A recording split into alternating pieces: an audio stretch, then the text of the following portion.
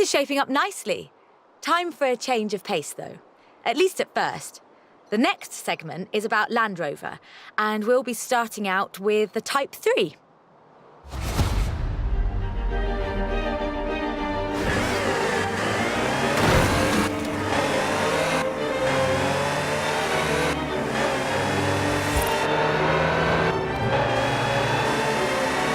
Land Rover, the British sports utility vehicle. But before that, they were actual utility vehicles. Solid, tough trucks, unstoppable over almost any terrain. In 400 yards, turn left. The Land Rover Type 3 marks the point where that shift begins, and we'll be looking at what that meant.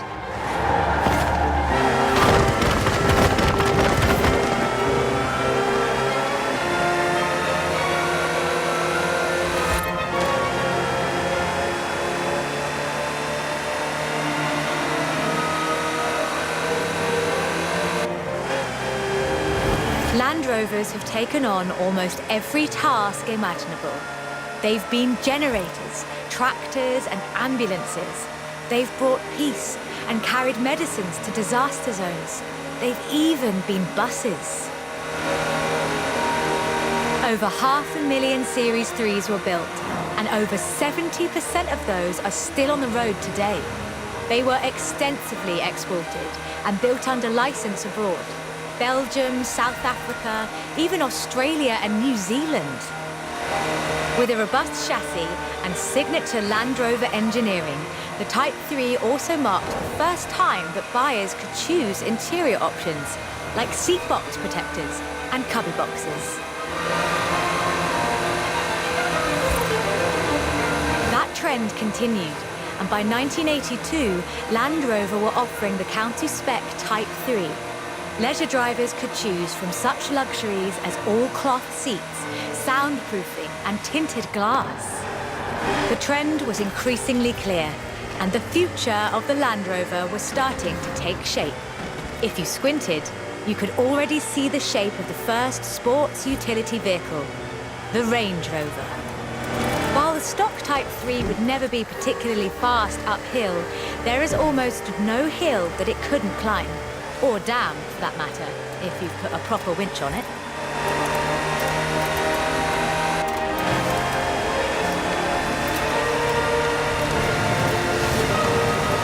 In 1978, a Series 3 was custom built for Her Majesty Queen Elizabeth II.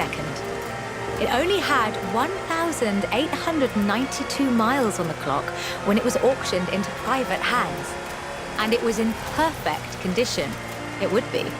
After all, she trained as a mechanic in the 1940s and will likely remain the only royal able to strip and rebuild an engine. In 200 yards, you will arrive at your destination.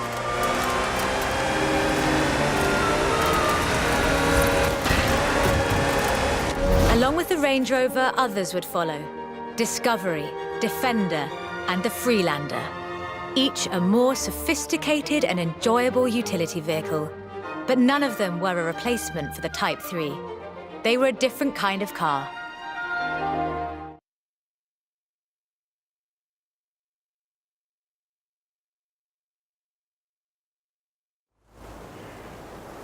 The Type 3 was arguably the first sports utility vehicle, an evolution of the design that would lead ultimately to this.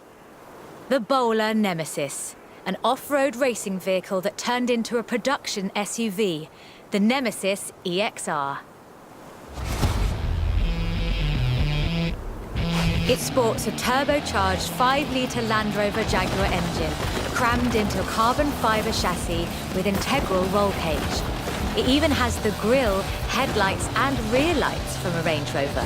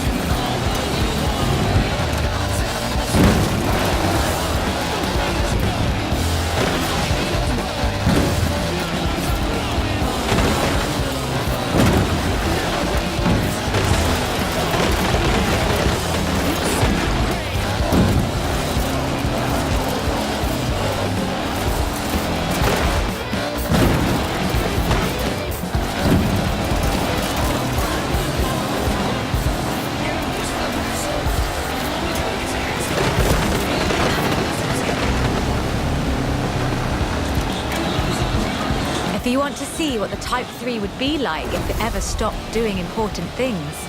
This is it. And it's beautiful. This is an all-terrain supercar.